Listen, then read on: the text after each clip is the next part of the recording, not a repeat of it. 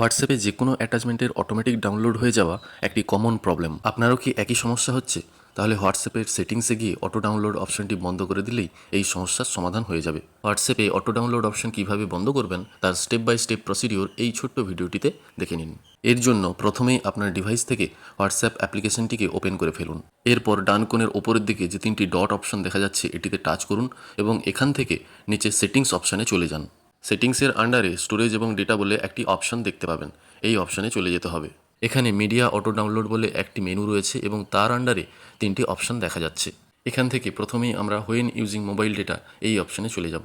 এই অপশানে টাচ করলে একটি মেনু লিস্ট ওপেন হয়ে যাবে।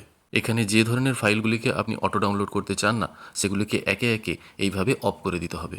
এরপর ওকে বাটনে টাচ করে দিলেই অটো ডাউনলোড অপশানটি বন্ধ হয়ে যাবে। এইভাবে পরের দুটি option when connected on wifi এবং হোয়েন রোমিং এই দুটি থেকেও মিডিয়া অটো ডাউনলোড অপশানগুলি একে একে অফ করে দিতে হবে।